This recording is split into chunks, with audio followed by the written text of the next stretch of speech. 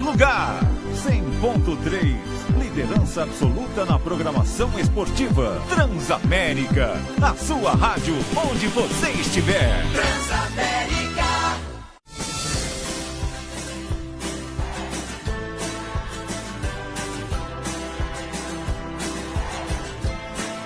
Apoie o Futuro Nota 10. A LBV conta com a sua ajuda.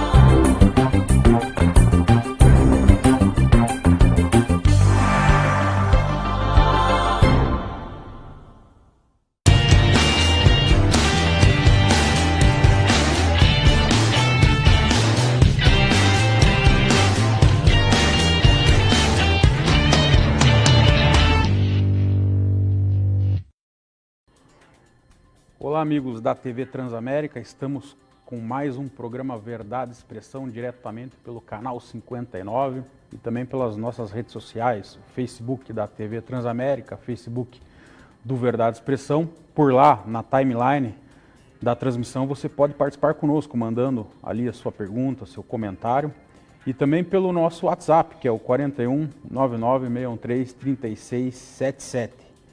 Hoje, o nosso convidado é o ex-governador e atual diretor administrativo do BRDE, o Banco Regional de Desenvolvimento. Vou passar aqui o perfil, né, e o currículo do ex-governador Orlando Pessutti. É médico veterinário, formado pela Universidade Federal do Paraná, tem sua história de vida ligada ao campo e agropecuária, tanto como extensionista da Emater, quanto a sua vida na política. Exerceu 5 mandatos como deputado estadual, de 1983 a 2002, e 7 anos como vice-governador, de 2003 a 2010. Em 4 desses, comandou a Secretaria de Estado de Agricultura, foi governador do Paraná entre abril e dezembro de 2010, após a renúncia do ex-governador Roberto Requião. Na Assembleia, ele já foi presidente da Casa de 93 a 95 e desde seu primeiro mandato presidiu várias comissões parlamentares. Hoje é diretor administrativo do Banco Regional de Desenvolvimento do Extremo Sul, já tendo ocupado a presidência em 2017. Pai de 3 filhos, sendo um deles o Bruno Pessutti, que todos conhecem, que é o vereador de Curitiba, que está no seu segundo mandato.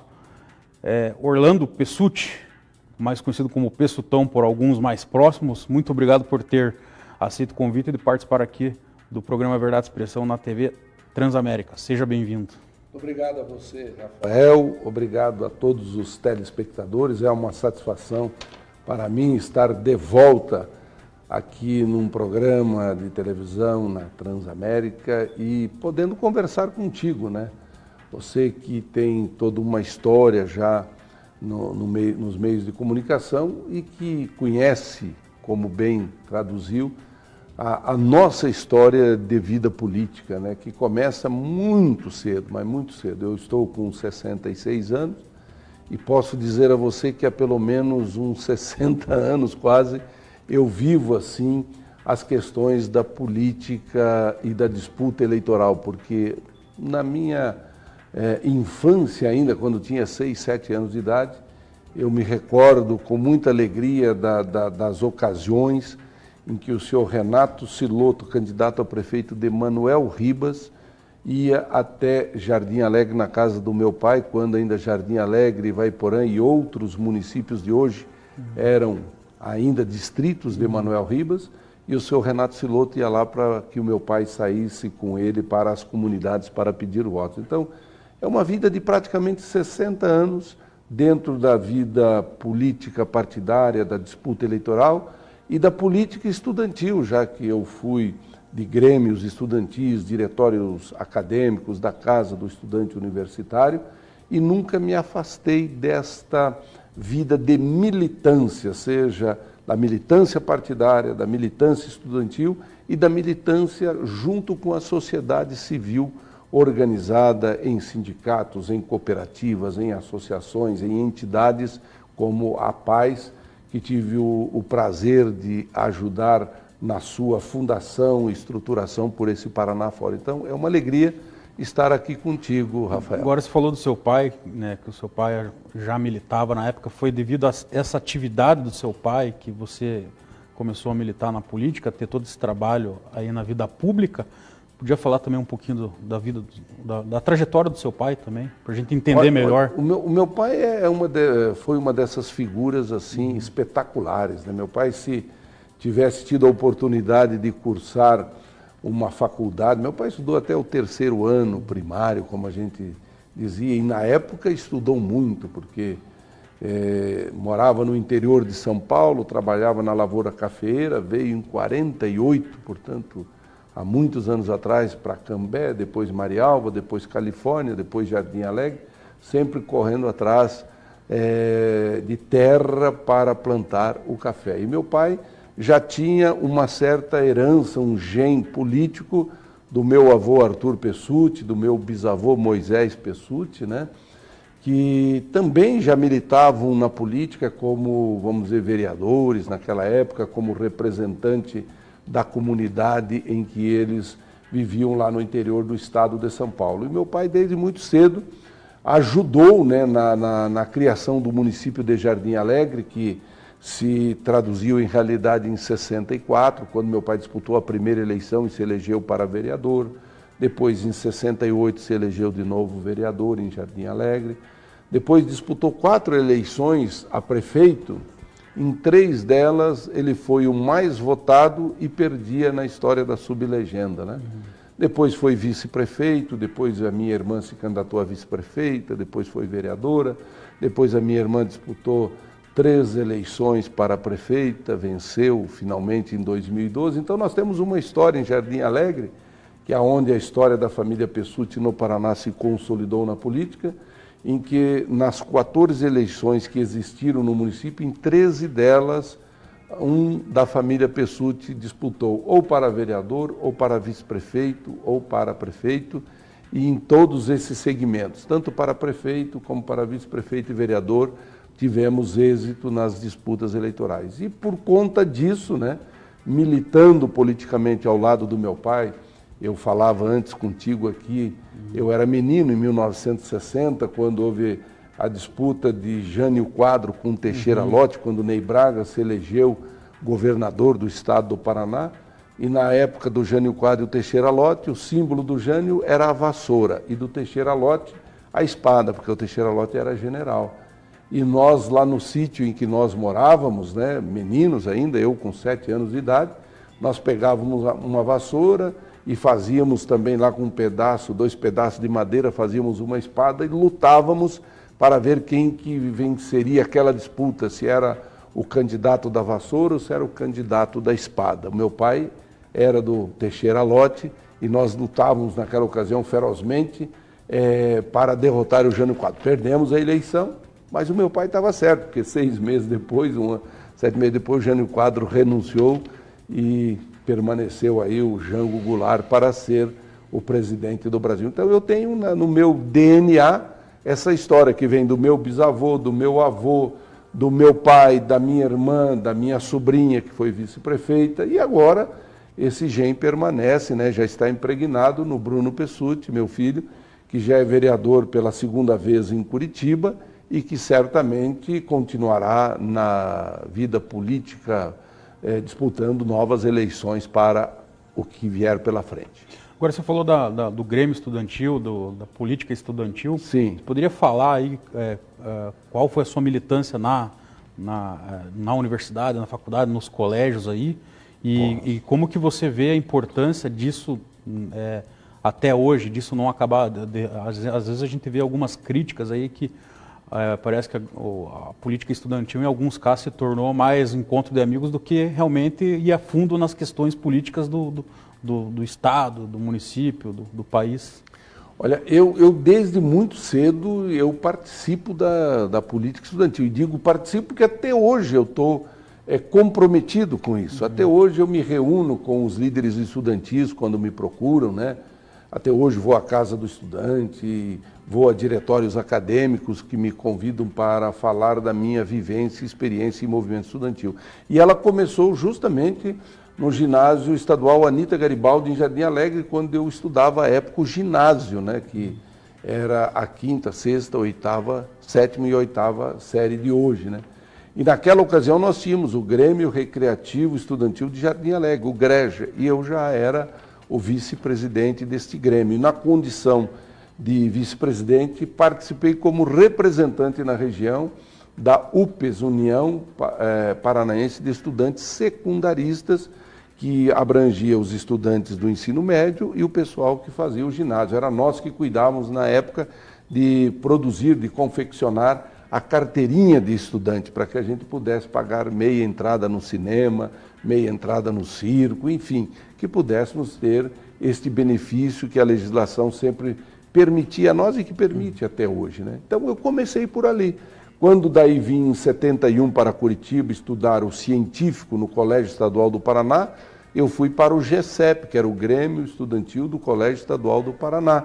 Depois, quando fui fazer medicina veterinária na Universidade Federal do Paraná, eu fui para ODASCA, Diretório Acadêmico do Setor de Ciências Agrárias, e neste período da universidade, que foi nos anos de 74 a 78, eu tive o privilégio de morar na casa do estudante universitário do Paraná, a CEL, que fica ali na Luiz Leão, entre o Passeio Público e o Colégio Estadual do Paraná, e ali eu fui diretor de compras, eu fui vice-presidente e fui vice-presidente. E ainda há pouco aqui, conversando contigo, lembrávamos que tive o privilégio de morar na casa do estudante, a época em que seu pai, o Azelli, morava lá também na casa do estudante universitário. Então, nesse tempo todo de vida estudantil, desde o ensino fundamental, o ensino ginasial, depois no ensino médio e depois no ensino superior, eu militei muito. E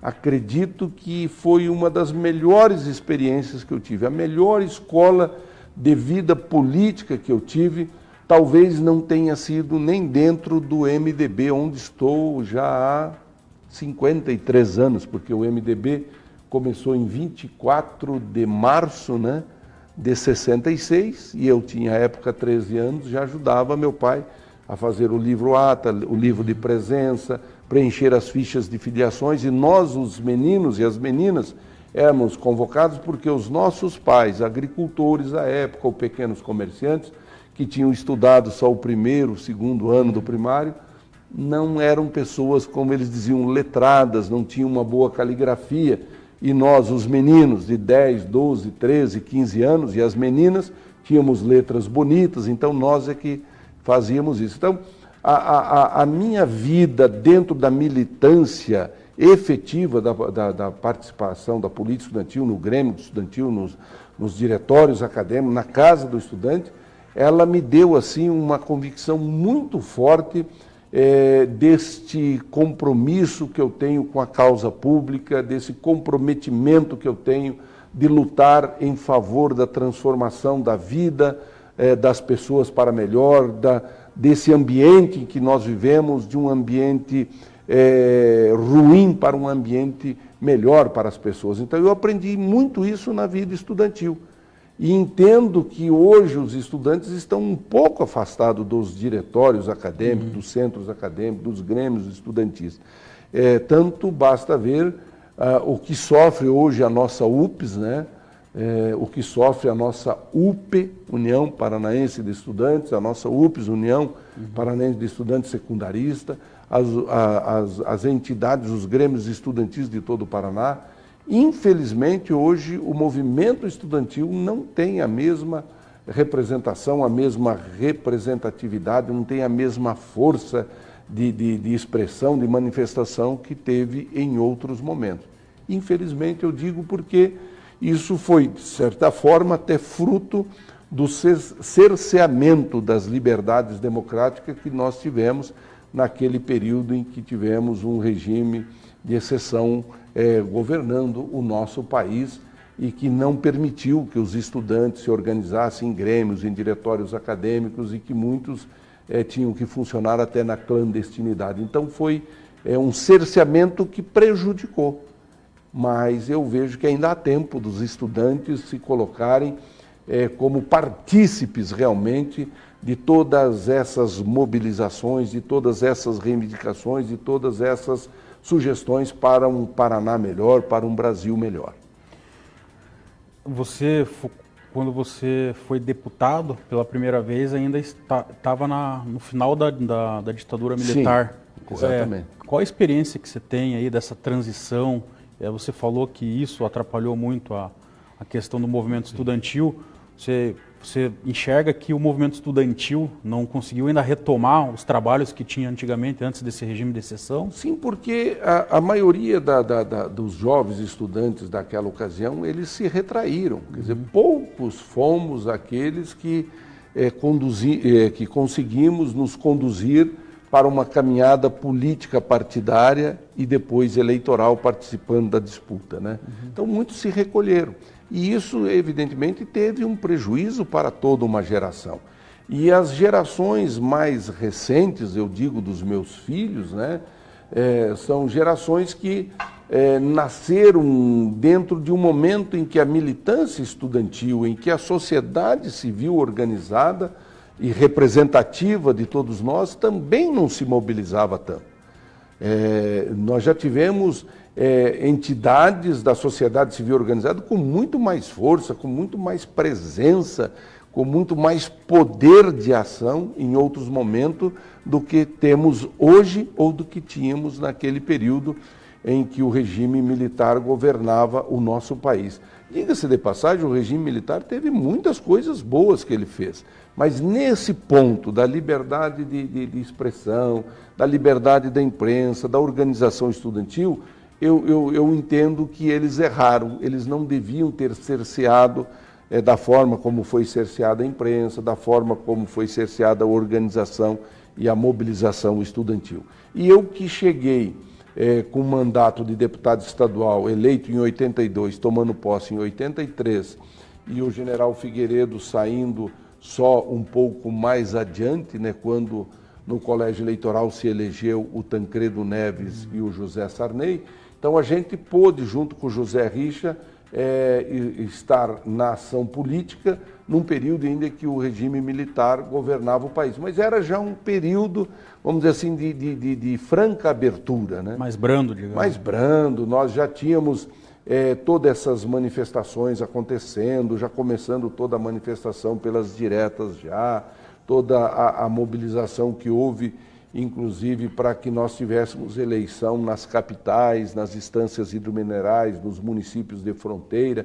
Quer dizer, então já era um período em que as coisas estavam mais claras, mais abertas e deu condição até para que o Richa tivesse um relacionamento razoável com o presidente que ainda era do regime militar. Então foi um bom momento para que a gente pudesse refletir, se estruturar melhor enquanto cidadão, enquanto pessoa e poder, vamos dizer assim, organizar uma trajetória política como organizei para frente, fazendo 5 mandatos de estadual, 2 de vice-governador, finalizando em 2010 um ano como governador do Paraná, tendo oportunidade de ser secretário de Estado da Agricultura no principal estado agrícola desse país, que é o estado do Paraná. Eu, quando fui secretário da Agricultura, o Paraná ainda era o maior produtor de grãos. É lógico que com a abertura das fronteiras agrícolas do Mato Grosso, com terras férteis, com abundância de área, hoje Mato Grosso produz mais em grãos do que o estado do Paraná, produz mais em milho e soja.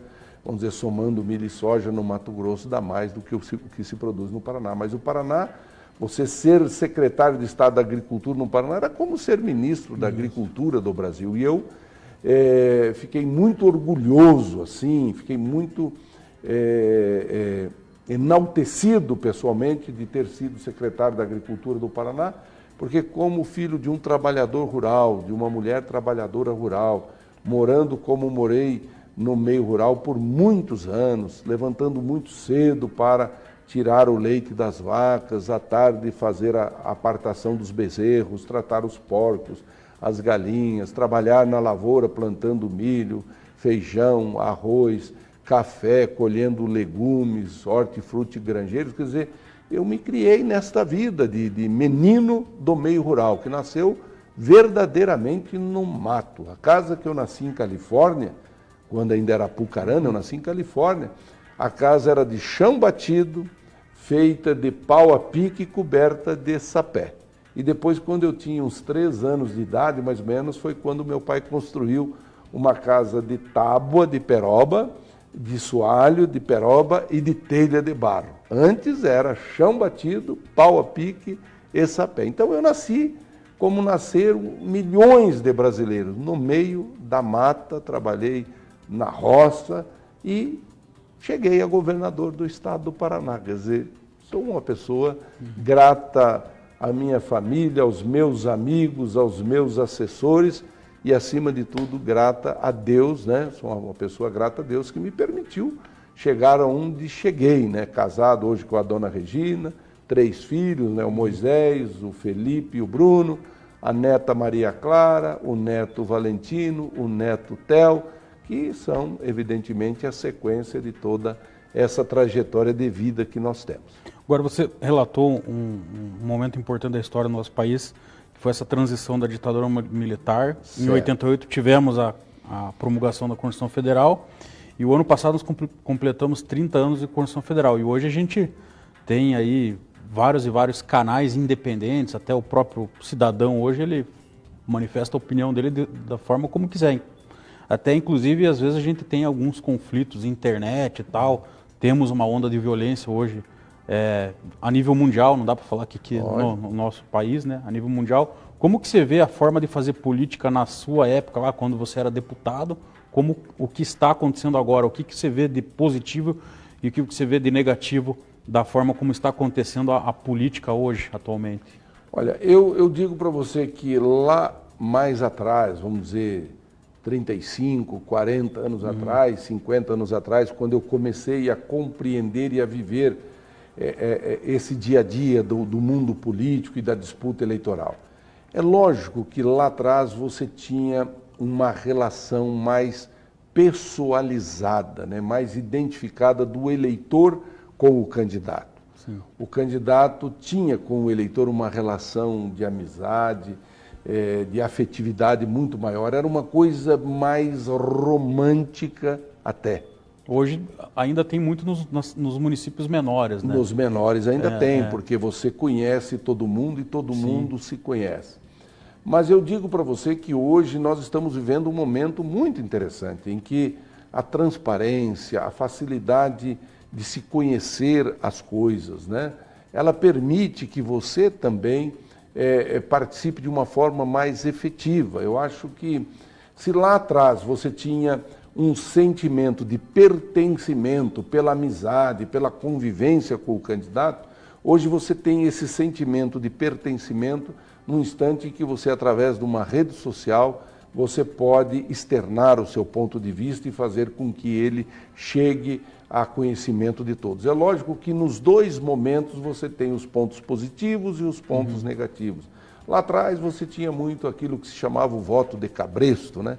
Então o coronel eleitoral, alguém que era o gerente de uma determinada comunidade, ele mais ou menos conduzia e direcionava o voto daquelas pessoas para o candidato que ele escolhia. Não que isso era de todo um mal, porque muitas vezes o candidato, em função de ter sido escolhido e ter uma boa votação, ele também correspondia com o seu trabalho para a comunidade. Hoje, por exemplo, o lado ruim é que as fake news muitas vezes desmontam pessoas, desmontam a integridade pessoal, política e familiar de um determinado candidato. Então, tudo tem o seu lado ruim, o seu lado bom, mas eu sempre procuro olhar o lado bom das coisas. Sim. A nossa Constituinte de 88 e a Constituição de 88, e aqui do Paraná, que eu fui constituinte e promulgamos em 89, ela pode ter os seus defeitos, mas ela é, como disse Ulisses Guimarães, a Constituição cidadã, ela olhou o cidadão. E todos nós, e eu me incluo aí, pessoas que temos compromisso com a cidadania, com a liberdade democrática, né? Com a livre expressão de pensamento das pessoas, que as pessoas possam realmente se mobilizarem, apresentar a sua reivindicação, fazer a sua crítica contundente, aplaudir quando for necessário e vaiar quando for justificável esta vaia, né? Então, eu que defendo tudo isso, eu digo que a Constituição, que fizemos lá 30 anos atrás, ela é boa e estabeleceu uma série de parâmetros. É lógico, muitas vezes se reclama do Ministério Público, outras vezes se reclama da Polícia Federal, outras vezes se reclama de um juiz, até mesmo dos ministros do Supremo se reclamam, mas tudo isso está dentro da nossa Constituição, que se de um lado ela cria algumas situações que, vamos dizer, por um momento ou por outro nos desagradam, por outro lado ela criou uma série de espaços e abertura para que todos nós pudéssemos ter acesso a uma série de serviços públicos que nós não tínhamos, na área da saúde, por exemplo, na área da educação. Eu disse para você que em 71 eu tive que vir para Curitiba para estudar o científico, porque a minha cidade de Jardim Alegre já era município há 6 anos e não tinha uma escola de 2º grau. Eu vim para Curitiba porque naquela ocasião recém estavam criadas pelo governador Paulo Pimentel as universidades de Ponta Grossa, Londrina e Maringá. Nós não tínhamos essa rede de escolas, de faculdades, universidades públicas e privadas espalhadas por todo o Paraná. Só tinha na capital, então eu vim para cá por isso. E a Constituição, as liberdades democráticas, quer dizer, a discussão mais presente da sociedade na elaboração dos orçamentos, a cobrança que hoje se faz dos parlamentares federais, estaduais e municipais, permite que nós tenhamos coisas que sequer imaginávamos que tivéssemos lá atrás. Hoje, se ainda temos uma infraestrutura que não é suficiente para atender a nós enquanto cidadãos ou atender à demanda de transporte da nossa produção, mas eu digo para você que em 71, ou vamos para vir um pouquinho mais próximo, né, ali 75, eu saí aqui de Curitiba para ir a Jardim Alegre, chegava em Mauá da Serra e não tinha como ir para Jardim Alegre, porque era estrada de chão, tinha chovido, estava todo intransitável a estrada, tinha que voltar de Mauá sem cumprir a minha viagem. Hoje você vai e volta, lógico, precisa duplicar, precisa fazer viaduto, precisa fazer trincheira, precisa fazer melhores pontes, precisa ter melhor estrutura ferroviária, aeroviária, né, dos nossos aeroportos, né? Então, mas eu entendo que as coisas avançaram para melhor. E eu fico feliz porque tive a oportunidade de, nesses meus 55 anos de efetiva participação e militância política, partidária e estudantil, de ter vivido e de ter ajudado a construir aquilo que eu digo são transformações para melhor da nossa sociedade. E hoje você está no BRDE, Sim. Que é um banco que muita gente não conhece, então gostaria que primeiro você apresentasse aí o que é o Banco Regional de Desenvolvimento do Extremo Sul, qual que é a finalidade dele, como que funciona, como que você chegou lá, se puder fazer um apanhado geral. Olha, o Banco BRDE, ele justamente foi instituído em 61 pelo Jânio Quadros e pelo Jango Goulart. Nós estamos aí fechando agora no mês de junho 58 anos de existência. E ele tem inclusive esse nome de Extremo Sul, porque nessa época São Paulo também era a região sul. E o Jânio Quadros, né, e o Jango Goulart queriam uma estrutura de fomento, de desenvolvimento, uma estrutura para financiar o desenvolvimento desta região que atendesse ao Extremo Sul, por isso que chama Banco Regional de Desenvolvimento do Extremo Sul. E ele é um banco focado justamente em financiar projetos que visem a geração de emprego e renda e que possam promover o desenvolvimento. E ele cumpriu muito bem esse papel. cumpriu muito bem esse papel, porque ele é um banco diferente.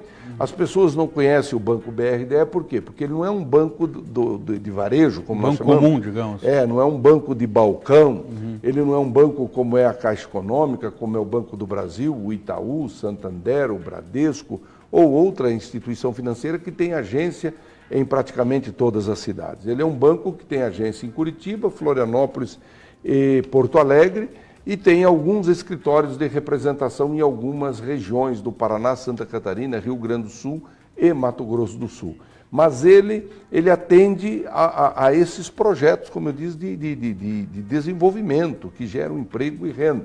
Por exemplo, o cooperativismo do Paraná, que ganhou força, o cooperativismo de produção, principalmente da produção agropecuária, que ganhou força a partir da década de 70, ele teve no Banco BRDE um dos seus principais instrumentos de financiamento. Assim como lá atrás o BADEP, que era o Banco de Desenvolvimento do Paraná, e antes do BADEP a Codepar, faziam esse tipo de ação de financiamento, de estruturar projetos, de liberar recursos para que essas obras, essas lavouras, esses comércios, esses prestadores de serviço pudessem estruturar.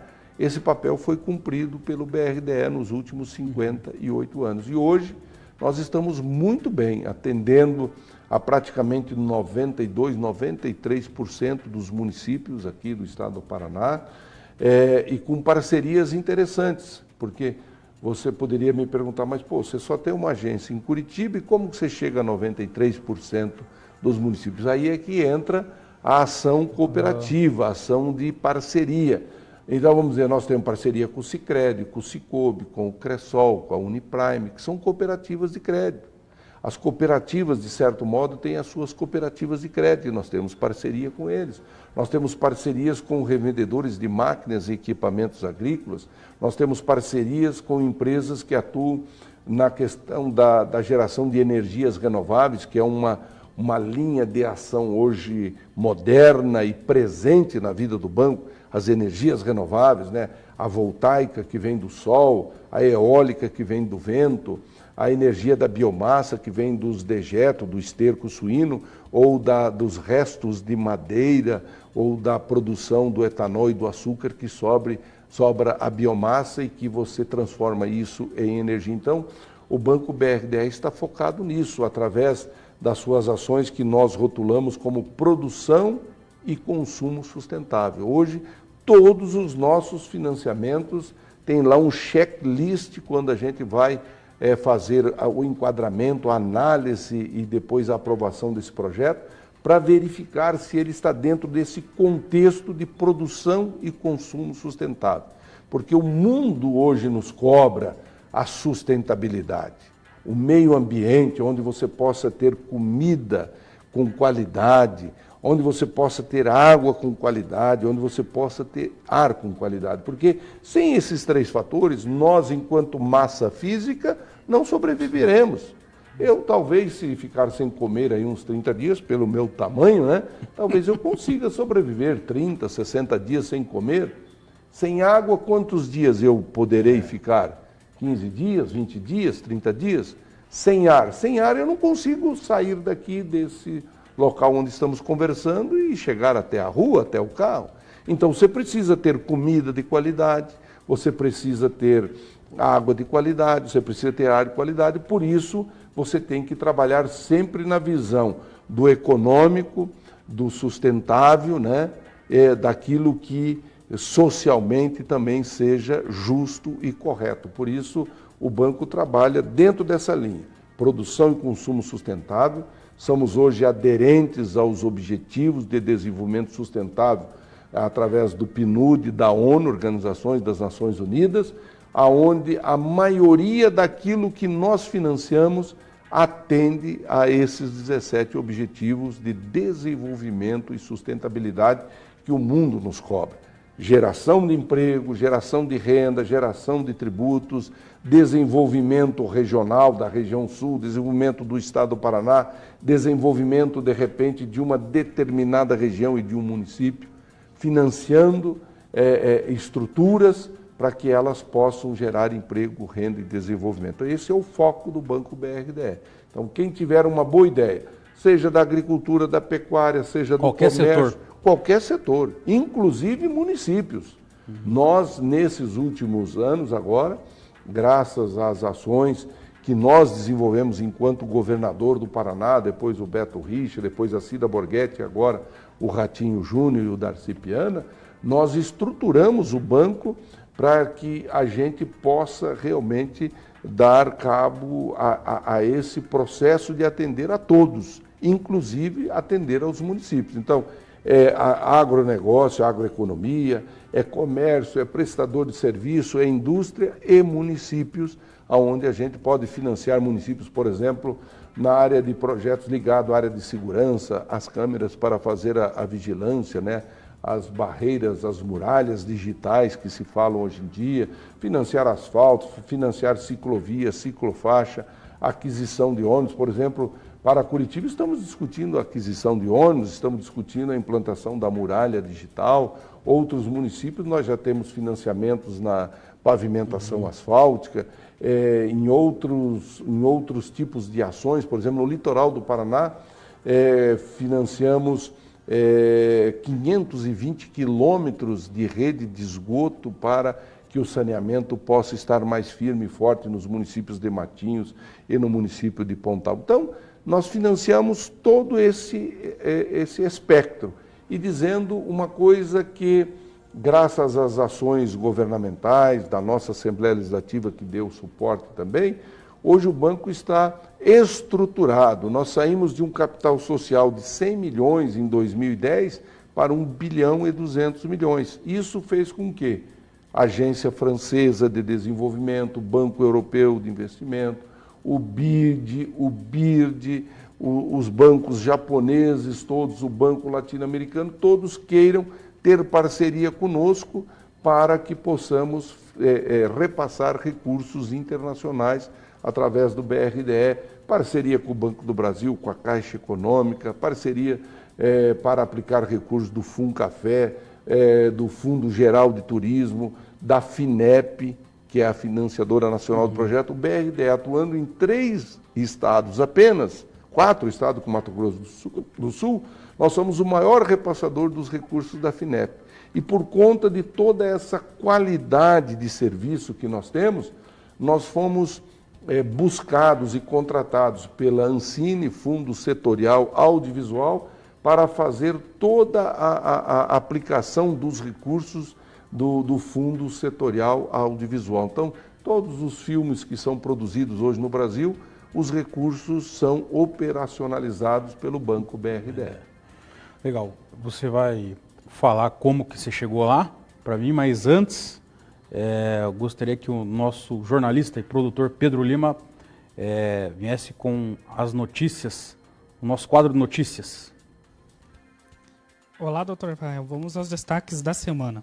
O outono começou na última quarta-feira, dia 20, e termina em 21 de junho. Segundo a previsão do CIMAPAR, a estação entra com chuvas na maioria das regiões do estado, com temperaturas variando entre 15 a 29 graus. Já as temperaturas devem seguir a tendência da normalidade, situando-se na média e ligeiramente acima da média. O outro destaque é que a Polícia Civil do Paraná deflagrou, na última terça-feira, dia 29, a Operação Proteção Integral, com o objetivo de combater o abuso e a exploração sexual de crianças e adolescentes. 11 mandatos de busca e apreensão foram cumpridos em 8 cidades do estado: Curitiba, Almirante Tamandaré, Londrina, Foz do Iguaçu, Cascavel, Palmas, Pato Branco e Cambé. A ação policial resultou na prisão em flagrante de 5 homens, além do indiciamento de outros 4, todos com idades entre 30 e 53 anos. Com eles, a Polícia Civil apreendeu diversos computadores, notebooks, HDs, pendrives e demais equipamentos de informática e armazenamento. Os homens presos em flagrante na ação estavam em posse de materiais ilegais, como fotos e vídeos de crianças e adolescentes em situação de exploração sexual, entre outros. Voltamos ao estúdio. Então, Pessutti, como que você ingressou no BRDE e como que é uma indicação para entrar no BRDE? Como que funciona esse processo aí para o nosso amigo telespectador entender? Olha, a indicação foi feita na época pelo governador Beto Rich e pela vice-governadora à época Cida Borghetti. Eles me convidaram, depois de nós termos participado ativamente da campanha eleitoral, ele me convidou para que escolhesse entre Sanepar, Copel, Secretaria da Agricultura, para onde que eu queria ir. Aí eu disse para ele que não queria ir nem para Sanepar, nem para Copel, e não queria voltar na agricultura, até porque nós tínhamos lá já o Norberto, que era um fantástico secretário da Agricultura. Daí ele perguntou, mas e daí, para onde você quer então? Eu disse, eu quero ir para o Banco BRDE. Por quê? Porque eu tinha com o Banco BRDE uma relação de convivência muito interessante, que vinha desde os tempos em que nós fizemos a Constituição do Estado e que ali deixamos claro que o Estado deveria manter uma estrutura financeira voltada ao fomento e ao desenvolvimento, porque naquela ocasião nós já estávamos com problemas no Banco do Estado do Paraná, nós já tínhamos problemas sérios no BADEP, já se falava no fechamento do BADEP, e nós fizemos uma ampla discussão de que o Estado deveria, se o BADEP desaparecesse, estruturar uma instituição de fomento. E como nós já tínhamos o BRDE, nós deixamos claro que o BRDE, no desaparecimento do Banestado, que tinha toda uma ação de fomento e desenvolvimento, através das suas carteiras específicas e especializadas, se o Banestado deixasse de existir, se o BADEP deixasse de existir, que o BRDE tivesse uma atenção especial do governo. Então, essa relação com o BRDE vinha de mais tempo. E, na ocasião, então, ele me sugeriu Copel, Sanepar ou Secretaria da Agricultura. E eu pedi o Banco BRDE e ele me convidou. Falei, se você me convidar para o BRDE, eu quero ir para lá, porque eu, como tinha sido governador, e é bom que a gente muitas vezes até deixe isso claro, né? Eu, como tinha sido governador, quando governador eu substituía algumas pessoas dentro da Sanepar. Então você cria, de certa forma, algum tipo de constrangimento.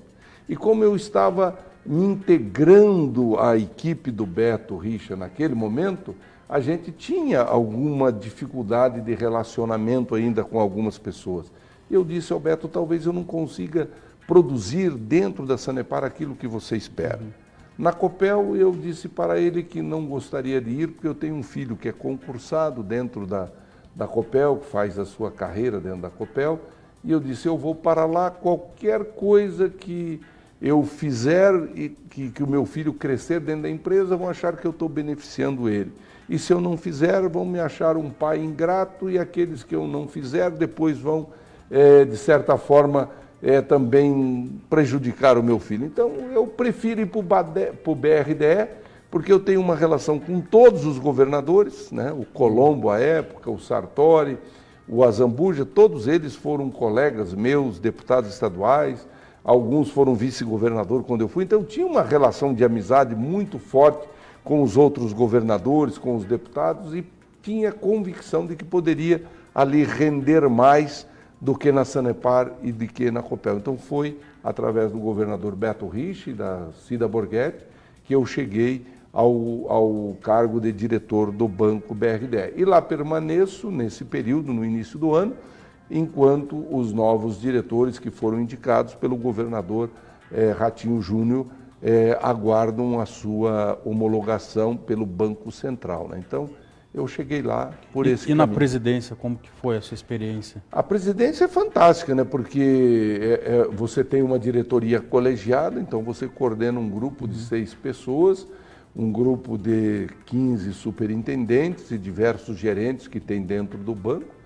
E é desafiador, porque nós conseguimos levar adiante discussões que estavam, vamos dizer assim, de certa forma ainda travadas dentro do banco, como, por exemplo, essas parcerias com os bancos internacionais, né? Foi nesse período da nossa presidência que nós firmamos o contrato com a Agência Francesa de Desenvolvimento, com o Banco Europeu de Investimento, que conquistamos essa parceria para que o BRDE pudesse aplicar recursos do FGTS, do Fungetur, do Funcafé. Então, eu fico feliz de ter propiciado essa parceria. Foi no nosso período de presidente que nós conquistamos a condição de parceiros da Organização das Nações Unidas e avançamos. O banco hoje está bem melhor estruturado do que quando cheguei lá há 4 anos atrás. Você falou 4 anos atrás, então você pegou aí esse período aí de recessão. Exatamente. E como que foi essa experiência? Como a criatividade para investir num período de recessão? Foi realmente um período muito difícil, né? Nós assumimos no banco em março de 2015, já estávamos dentro do período de recessão. Só que como o banco é um banco de desenvolvimento, de projetos pensados a mais longo prazo, ainda em 2015 nós conseguimos fazer financiamentos superiores a 3 bilhões de reais. Depois caímos aí para patamares próximos a 2 bilhões em 16, 17 e 18. E agora a expectativa é que nós possamos ultrapassar aí a barreira de 2 bilhões e 500 a 2 bilhões e 800 nesse ano de 2019. Então, foi um momento de muita necessidade de buscar alternativas, como fomos buscar em parcerias externas, como fomos buscar junto à Caixa Econômica os recursos do FGTS, na FINEP ampliar os recursos para inovação tecnológica, no Banco do Brasil os recursos do Fundo Constitucional do Centro-Oeste e, enfim, fazer com que o Fundo Geral de Turismo também pudesse vir para nos ajudar nos projetos para financiar hotéis, bares, restaurantes, pousadas, como temos financiado. Então foi um momento em que tivemos que colocar em prática a nossa criatividade e, graças a Deus, conseguimos superar isso. Tivemos uma redução nos financiamentos, no volume de financiamento, mas essa curva que era descendente até 17, em 18 ela já virou e agora nós vamos rumo novamente a 3 bilhões de financiamento, que é a nossa meta para esse ano de 2019. Você acredita que é possível chegar àquele patamar que você falou nos próximos 2, 3 anos, 5 bilhões, você falou, né? Isso, nós chegamos a ter limites para financiamento de até 5 bilhões. Nós chegamos a financiar 3 bilhões e 600 milhões. Hoje nós poderíamos chegar até isso, mas a economia está ainda um pouco travada, quer dizer, os projetos estão começando a aparecer e eu quero crer que nesse ano de 2019 nós deveremos chegar aí na casa dos 2 bilhões e 800 milhões, em 2020 já ultrapassaremos os 3 bilhões e daí vamos seguindo, né? Então, você acredita que a reforma trabalhista já está em vigência aí, faz quase 1 ano e meio mais ou menos, e agora a reforma da Previdência é uma eterna discussão em todos os governos aí. Você acredita que essas reformas aí ajudam aí no desenvolvimento do banco? Ajuda e elas são necessárias, quer dizer, a reforma trabalhista, ela de certa forma desonera um pouco as indústrias, o comércio, e isso é bom, porque daí as pessoas podem focar mais no financiamento, buscando novos investimentos, a geração de novos empregos. Agora, é necessário que também façamos uma reforma tributária nesse país, né? É importante que possamos reduzir ainda mais os juros, porque os juros ainda estão altos, né? Hoje nós temos uma inflação no patamar de 4% ao ano, a Selic está em 6,50, mais o spread que o banco cobra, então você está aí numa taxa de entre 10% e 12% ao ano. Quer dizer, é uma taxa de juro que ainda compromete. É lógico que os juros para os financiamentos do agronegócio, vamos dizer, o Pronaf tem juros baratos, a agricultura baixo carbono, o Inovagro, o Moderagro, os financiamentos da FINEP também são financiamentos mais baratos, os financiamentos do Fundo Clima para energias alternativas também são mais baratos, mas de certa forma os juros estão no patamar de 9, 10, 11, 12% ao ano Então isso também precisa reduzir para que a busca pelo financiamento seja maior e, consequentemente, tenhamos mais emprego e mais renda à disposição da nossa população. E você acredita, passamos aqui toda a tua trajetória política na vida pública e você falou aí sobre nomeação de novos diretores. Você vai ficar no BRDE? Qual que vai ser o seu futuro? Olha, o meu futuro é continuar na vida pública, né? Porque eu sou um ser que fui gestado, né? Que fui formatado para ser um gestor público, né? Eu tenho toda a minha vida de trabalho praticamente dentro do serviço público, né? Eu já, como eu disse, eu estou trabalhando já há mais de 50 anos, talvez desses 55 anos que eu trabalho, uns 15 anos foi na iniciativa privada, fora do serviço público, mas dentro do serviço público eu tenho 40 anos, pelo menos, 41, 42 anos dentro do serviço público. Em ocorrendo a substituição na diretoria do BRDE, nós vamos aguardar para ver se vamos ser escalado para uma nova missão pública, ou aqui a nível de Estado, a nível de município, ou a nível de país, ou então vamos ficar à disposição para já em 2020, no processo eleitoral para as eleições de prefeito, participarmos aí, ajudando aos companheiros que serão candidatos a prefeito, vice-prefeito e vereadores, e depois em 2022 a gente volta aí, quem sabe, disputando uma eleição majoritária, né, de governador, vice-governador ou senador.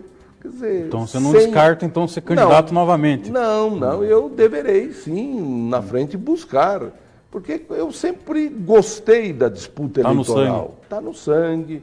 Quer dizer, acredito que até hoje temos aí toda uma trajetória limpa, toda uma trajetória isenta de máculas da corrupção. E se a população pede pessoas com ficha limpa, pessoas honradas, eu entendo que eu estou nessa condição e posso me apresentar, sim, para uma disputa eleitoral, né? Talvez para governador seja bem mais difícil, porque como a gente já está há algum tempo fora do processo da disputa eleitoral, mas tem disputa para deputado estadual, deputado federal, tem para senador, tem para vice-governador e tem para governador. Em algum desses lugares nós vamos nos encaixar lá nas eleições de 2022. Essa eleição de 2018 mostra que na política pode acontecer tudo. Sim. Um presidente que ninguém acreditava se elegeu, um senador aqui no Paraná que inclusive teve aqui na pré-campanha que o senador Oriovisto, como nas pesquisas de intenção de voto, tinha 1%, nem 1% tinha, e se elegeu. Com base nessa experiência, como que você vê aí a política para o futuro, para 2020, 2022? Você acredita que poderemos ter mais surpresas na sequência? Do tipo que foi agora, não. Esses ciclos, essas ondas, assim, esses efeitos tsunamis, acontece vez ou outra, né? Eu digo para você que acompanhei bem de perto o que aconteceu em 74, portanto, há 45 anos atrás, quando Leite Chaves se elegeu senador pelo MDB no estado do Paraná, disputando contra João Mansur, que era uma das figuras mais importantes da política do Paraná. E o Leite Chaves era um modesto advogado do Banco do Brasil e se elegeu naquela ocasião pelo MDB. Naquela ocasião o MDB elegeu 15 dos seus 16 candidatos, só tinha 16 candidatos, elegeu 15. Então, e elegeu uma quantidade significativa, né? Então, naquele momento houve assim uma mudança radical. Tanto que daí em 77, você já leu sobre isso, viu? Você não estava naquele tempo presente fisicamente, mas daí o Ernesto Geisel fechou o Congresso, veio com atos institucionais, criou a figura do senador biônico, porque senão em 78, quando nós elegemos o Richa, nós elegeríamos outro senador também pelo MDB. Então, esse efeito tsunami de agora, em que candidatos que não tinham nenhum histórico político foram os escolhidos, é porque a população, nesse momento, queria, de alguma forma, punir os políticos. É bom dizer que em 2016 tivemos vários prefeitos assim, em 2018, né? Exatamente. Em 2016 já começou com os prefeitos e agora em 2018 sacramentou com o presidente, governador. Você pega o governador de Santa Catarina, ele era desconhecido, nunca teve, nunca participou de Rio nenhum de Janeiro processo. também. Rio de Janeiro, Minas Vítor, Gerais Minas também. Gerais. Quer dizer, então, você tem diversas situações em que os candidatos eram desconhecidos, né? O Amazonas, me parece que também, uma pessoa bastante desconhecida, na Rondônia também. Quer dizer, tudo isso é do momento. E aí a importância daquilo que nós falamos um pouco mais atrás, das redes sociais, do sentimento de pertencimento das pessoas. Não, eu posso mudar essa realidade. Então as pessoas entenderam que nesse momento o comportamento que deveria ser adotado era esse, né? De não permitir a reeleição do Roberto Requião, de não permitir que o Beto Richa fosse eleito, de não permitir a reeleição da governadora Cida Borghetti, de eleger o Ratinho Júnior para governador, de eleger o Flávio Arnes e o Ouro Flávio Arnes Visto, que voltou, né? Que voltou. Então, é a vontade da população expressada de forma democrática e você tem que respeitar, né? Você tem que respeitar.